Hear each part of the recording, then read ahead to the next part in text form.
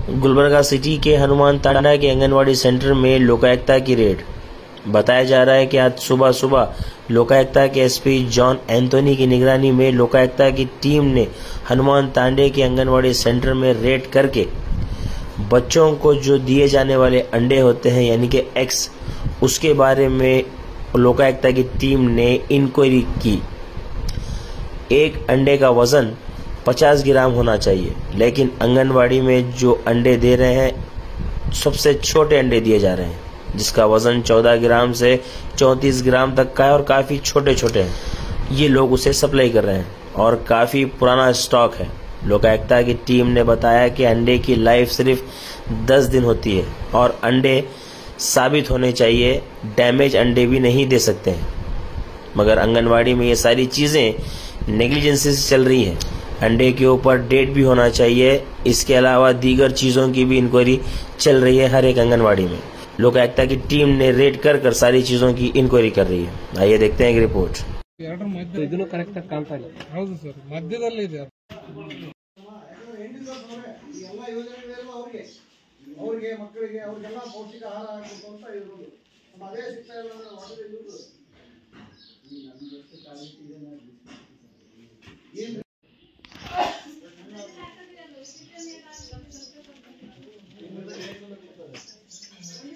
ಒಂದೇ ಸಾರಿ ಅದು ಕರೆಕ್ಟ್ ಆಗಿ ಕೊಟ್ಟಿದ್ದು ಸರಿಯಾಗಿ ಮತ್ತೆ ಈ ಕೊಡುವಂತಂದ್ರೆ ಸ್ವಲ್ಪ ಕೊಡ್ತಾರೆ ಮತ್ತೆ ಅದು ಹುಳ ಬಂದಿಲ್ಲ ಕ್ವಾಲಿಟಿ ಸರಿ ಇಲ್ಲ.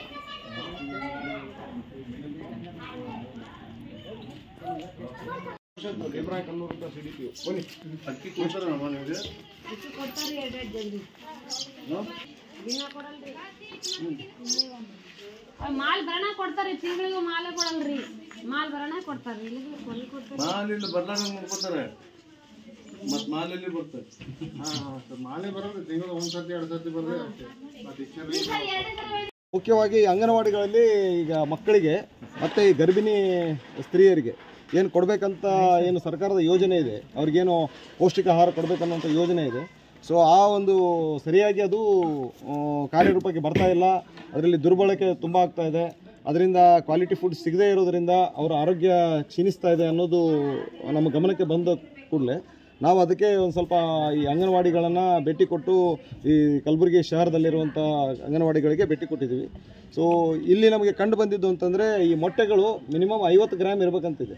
ಆ 50 ಗ್ರಾಮ್ನ ಮೊಟ್ಟೆಗಳು ಇಲ್ಲಿ ಕೊಡ್ತಾ ಇಲ್ಲ. ನಾವು ಅಲ್ಲಿ ಅದಕ್ಕೆ ವೇಟ್ಸ್ ಆ್ಯಂಡ್ ಮೆಜರ್ಸ್ನ ಅಧಿಕಾರಿಗಳನ್ನ ನಮ್ಮ ಜೊತೆ ಕರ್ಕೊಂಡು ಬಂದ್ವಿ ಮತ್ತು ಫುಡ್ ಆ್ಯಂಡ್ ಸೇಫ್ಟಿ ಮೆಜರ್ಸ್ ಅಧಿಕಾರಿಗಳನ್ನ ನಮ್ಮ ಜೊತೆ ಕರ್ಕೊಂಡು ಬಂದ್ವಿ.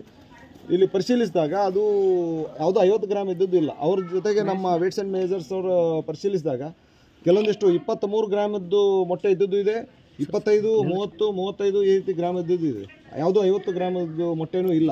ಸೊ ಅದೊಂದು ಇದೆ. ಸೆಕೆಂಡ್ ಏನು ಅಂತ ಹೇಳಿದ್ರೆ, ನಾವು ಇಲ್ಲಿ ರಿಸಿಪ್ಟ್ನ ನೋಡಿದಾಗ ಈ ಮತ್ತೆ ಅಂಗನವಾಡಿ ಟೀಚರ್ ಅವ್ರನ್ನ ಭೇಟಿಯಾದಾಗ ಅವರು ಹೇಳಿದರು 5ನೇ ತಾರೀಕಿಗೆ ಸಪ್ಲೈ ಆದಂಥ ಮೊಟ್ಟೆಗಳಿದ್ದಾವೆ. ಈ ಇದರಲ್ಲಿ ಇಲ್ಲಿ ಕಲಬುರಗಿಯಲ್ಲಿ ಬಿಸಿಲು ಜಾಸ್ತಿ ಇರೋದ್ರಿಂದ ಏನಾಗ್ತಾಯಿದೆ ಅಂತ ಹೇಳಿದ್ರೆ ಬೇಗ ಬೇಗ ಮೊಟ್ಟೆಗಳು ಕೆಟ್ಟೋಗ್ತವೆ. ಮತ್ತು ಇಲ್ಲಿ ಲೋಕಲ್ ಯಾರು ಯೂಸ್ ಮಾಡ್ತಾರೆ ಅವ್ರನ್ನೂ ಸಹಿತ ನಾವು ವಿಚಾರ ಮಾಡಿದಾಗ ಅವ್ರು ಹೇಳಿದ್ದೇನು ಅಂತ ಹೇಳಿದ್ರೆ, ಈ ಹೆಚ್ಚು ಮೊಟ್ಟೆಗಳು ಎಲ್ಲ ಕೆಟ್ಟೋಗಿದ್ದೇ ಇರ್ತವೆ, ಕೆಟ್ಟು ವಾಸನೆ ಬರ್ತದೆ. ಇವನ್ನ ನಾಯಿಗಳು ಸಹಿತ ನಾಯಿಗಳಿಗೆ ಹಾಕಿದ್ರೆ ಅದನ್ನು ತಿನ್ನೋದಿಲ್ಲ ಅಂತ.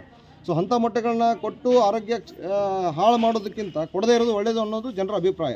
ಸೊ ಹಾಗಾಗಿ ಇವರು 2 ದಿನಕ್ಕೊಮ್ಮೆ 3 ದಿನಕ್ಕೊಮ್ಮೆ ಕೊಟ್ಟರೆ ಒಳ್ಳೆಯದು ಅನ್ನೋದು ಜನರ ಅಭಿಪ್ರಾಯ ಮತ್ತು ಯಾರು ಫಲಾನುಭವಿಗಳಿದ್ದಾರೆ ಅವರ ಅಭಿಪ್ರಾಯ.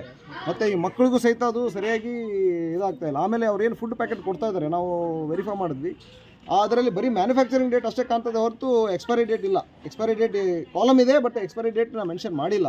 ಹಾಗಾಗಿ ಯಾವಾಗ ಎಕ್ಸ್ಪೈರಿ ಡೇಟ್ ಇದೆ ಅನ್ನೋದನ್ನು ಸಹಿತ ಅದು ಆರೋಗ್ಯ ಹಾಳಾಗುವಂಥ ಸಾಧ್ಯತೆಗಳಿರ್ತವೆ. ಅದೊಂದು ಸಂಬಂಧಪಟ್ಟ ಅಧಿಕಾರಿಗಳು ಅದನ್ನು ಸರಿಯಾಗಿ ಗರ್ಭಿಣಿಯರಿಗೆ ಸಪ್ಲೈ ಆಗ್ತಾ ಇಲ್ಲ. ಅವ್ರು ಹೇಳಿದ್ರು 8 ತಿಂಗಳ ಗರ್ಭಿಣಿ ಇದ್ದಂಥ ಮಹಿಳೆಗೆ ನಾವು ಮಾತಾಡಿದಾಗ ಬರೀ ಇಲ್ಲಿವರೆಗೆ ಬರೀ 2 ಸಾರಿ ಮಾತ್ರ ನಮಗೆ ಸಪ್ಲೈ ಆಗಿದೆ ಆ ಫುಡ್ಡು. ಅದು ಫುಡ್ಡನ್ನು ಸಹಿತ ಕ್ವಾಲಿಟಿ ಸರಿಯಾಗಿರೋದಿಲ್ಲ. ಬರೀ 2 ಅಂತಂದರೆ 2 ದಿನಕ್ಕೆ ಸಾಕಾಗುವಷ್ಟು. ಬಟ್ ನಿಯಮಗಳ ಪ್ರಕಾರ ಅವರಿಗೆ ಪ್ರತಿ ತಿಂಗಳು 24 ಅಂದರೆ ವರ್ಕಿಂಗ್ ಡೇಸ್ ಏನಿದೆ 24 ದಿನಗಳ ಕಾಲ ಅವರಿಗೆ ಸಪ್ಲೈ ಮಾಡಬೇಕಂತ ಇದೆ. ಬಟ್ ಅದು ಸಪ್ಲೈ ಆಗ್ತಾ ಇಲ್ಲ. ಸೊ ಹಾಗಾಗಿ ಈ ಸಪ್ಲೈ ಆಗದೇ ಇರುವಂಥ ಫುಡ್ ಗ್ರೈನ್ಸ್ ಎಲ್ಲಿ ಹೋಗ್ತಾ ಇದೆ? ಸೊ ಅವರಿಗೆ ಏನಂತ ಆಹಾರ ಕೊಡಬೇಕು, ಪೌಷ್ಟಿಕ ಆಹಾರ ಕೊಡಬೇಕನ್ನುವಂಥ ಆ ಫುಡ್ ಗ್ರೈನ್ ಎಲ್ಲಿ ಹೋಗ್ತಾ ಇರೋದು ಅದೊಂದು ಯಕ್ಷ ಪ್ರಶ್ನೆ. ಹಾಗಾಗಿ ನಾವೇನು ಮಾಡಿದ್ವಿ, ನಮ್ಮ CDP ಅವ್ರನ್ನ ಕರೆಸಿದ್ವಿ. CDP ಅವರಿಗೆ ಕರೆಸಿ ಅದನ್ನು ಕೇಳ್ತಾ ಇದ್ವಿ, ಅದ್ರ ಬಗ್ಗೆ ವಿಚಾರ ಮಾಡಿ ಅಂತ ಅವ್ರಿಗೂ ಸಹಿತ ನಾವು ಹೇಳ್ತಾ ಇದ್ವಿ. This is an visit for us. Weight loss ಆಗಿದ್ದಂತೂ ನಿಮ್ಮ ಕಣ್ಣಿಗೆ ಕಂಡಿದೆ ಸರ್. ಏನಾರು ಅವ್ರು ಅಗೇನ್ಸ್ಟ್ ದೆಮ್ ಅವ್ರು ಯಾರು ಟೆಂಡರ್ ತೊಗೊಂಡವರು ಕಾಂಟ್ರಾಕ್ಟರ್ ಅವ್ರ ಅದ್ರ ಬಗ್ಗೆ ವಿಚಾರ ಮಾಡಬೇಕು. ದಟ್ಸ್ ವೈ ನಾವು ಅದಕ್ಕೆ CDP ಅವ್ರನ್ನ ಕರೆಸಿದ್ವಿ. ಯಾಕೆ ಕರೆಸಿದ್ವಿ ಅಂತಂದರೆ ಅವ್ರು ಇಲ್ಲಿವರೆಗೆ ಎಷ್ಟು ಅದ್ರ ಬಗ್ಗೆ ವಿಚಾರ ಮಾಡಿದ್ದಾರೆ, ಎಷ್ಟು ಇಲ್ಲಿವರೆಗೆ ಕ್ರಮ ಕೈಗೊಂಡಿದ್ದಾರೆ, ಎಷ್ಟು ಪರಿವೀಕ್ಷಣೆ ಮಾಡಿದ್ದಾರೆ. ಅವರು ಹೇಳ್ತಾ ಇದ್ದಾರೆ ಈ ಎಲ್ಲ ಅಂಗನವಾಡಿಗಳನ್ನ ನೋಡ್ಕೊಳ್ಳಿಕ್ಕಂತ ಮೇಲ್ವಿಚಾರಕರಂತಿದ್ದಾರೆ. ಅವರು ಎಷ್ಟು ಸಾರಿ ವಿಸಿಟ್ ಮಾಡಿದ್ದಾರೆ. ಸೊ ಅವುಗಳೆಲ್ಲ ಪರಿಶೀಲಿಸಿದಾಗ ನಮಗೆ ಅದರದ್ದು ಔಟ್ಕಮ್ ಗೊತ್ತಾಗುತ್ತೆ. ಯಾರು ಇದನ್ನು ಸಪ್ಲೈ ಮಾಡ್ತಾಯಿದ್ರು, ಅವ್ರ ಕಾಂಟ್ರಾಕ್ಟ್ ಏನಿದೆ, ಕಾಂಟ್ರಾಕ್ಟ್ ಪ್ರಕಾರ ಇದು ಮಾಡಿಲ್ಲ ಅಂತೇಳಿ ಇಲ್ಲಿವರೆಗೆ ಅವ್ರ ಮೇಲೆ ಏನು ಕ್ರಮ ಆಗಿದೆ, ಎಷ್ಟು ಇನ್ಸ್ಪೆಕ್ಷನ್ ಆಗಿದೆ, ಅಥವಾ ಇನ್ಸ್ಪೆಕ್ಷನ್ ಮಾಡದೇ ಇದ್ರಂದರೆ ಯಾಕೆ ಇನ್ಸ್ಪೆಕ್ಷನ್ ಮಾಡಿಲ್ಲ ಅಂತ ಅಧಿಕಾರಿಗಳು, ನಿರ್ಲಕ್ಷ್ಯ ತೋರಿಸಿದಂಥ ಅಧಿಕಾರಿಗಳು ಏನಿದ್ದಾರೆ ಅವ್ರ ಮೇಲೆ ನಮ್ಮ ಹೆಡ್ ಆಫೀಸಿಗೆ ನಾವು ಅದನ್ನು ಕ್ರಮಕ್ಕಾಗಿ ನಾವು ಬರೀತೇವೆ. ಸೊ ಅದು action will take place. Sir, ಈಗ ಒಂದೇ ಕಡೆಗೆ ಇದೀವಾ ಅಥವಾ ಎಂಟೈರ್ ಇದರಲ್ಲಿ ನೀವು ನೋಡಿದಂಗೆ ಮೊಟ್ಟೆಗಳು ಕಡಿಮೆ ಇದ್ದಂಥ ಮೊಟ್ಟೆಗಳಿದಾವೆ ಸರ್? ಈಗ ಇರುವಂಥ ಟ್ರೇಗಳನ್ನ ನೀವು ನೋಡಿದಿರಲ್ಲ, ಎಲ್ಲ ನಿಮ್ಮ ಎದುರಿಗೆ ನಾವು ಅಳತೆ ಮಾಡಿದ್ವಿ, ಎಲ್ಲನೂ ಕಡಿಮೆನೇ ಇದ್ದಾವೆ.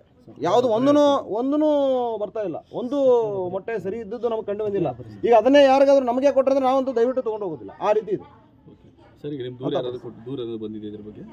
ಸಿ ಇನ್ಫಾರ್ಮೇಶನ್ ಸ್ಪೆಸಿಫಿಕ್ ಆಗಿ ದೂರ ಅಂತ ಯಾರು ಬರೋದಿಲ್ಲ. ಬಟ್ ಯಾರು ಸಫರರ್ಸ್ ಇರ್ತಾರೆ, ಇಲ್ಲ ಇದ್ರ ಬಗ್ಗೆ ನಾವು ಲೋಕಾಯುಕ್ತ ಆಕ್ಟ್ ಅಡಿಯಲ್ಲಿ ಆಗ್ಬೋದು. ಅದು ನಮ್ಮ ಹಿರಿಯ ಅಧಿಕಾರಿಗಳಿಗೆ, ನಮ್ಮ ಹೆಡ್ ಆಫೀಸಿಗೆ ಅದ್ರ ಬಗ್ಗೆ ನಾವು ಮಾಹಿತಿಯನ್ನು ತಿಳಿಸ್ತೇವೆ. They will take action. Food and safety ಅವ್ರ ಮೇಲೆ ಯಾವ ರೀತಿ ಕ್ರಮ ಕೈಗೊಳ್ತೀರಿ? ಫುಡ್ ಅಂಡ್ ಸೇಫ್ಟಿ ಅದು ಪರಿಶೀಲನೆ ಮಾಡಬೇಕಾಗಿತ್ತು. ಅದ್ರ ಬಗ್ಗೆನೂ ಸಹಿತ will mention it everything in our report. Will mention everything. ಸ್ಪಾಟಲ್ಲೇ ನಿಮ್ಗೆ ಆಲ್ರೆಡಿ ಗೊತ್ತಾಗಿದೆ ಸರ್, ವೇಟ್ ಲಾಸ್ 100% ಗೊತ್ತಾಗಿದೆ. ಅದ್ರ ಬಗ್ಗೆ report will go to the head office. Thank you.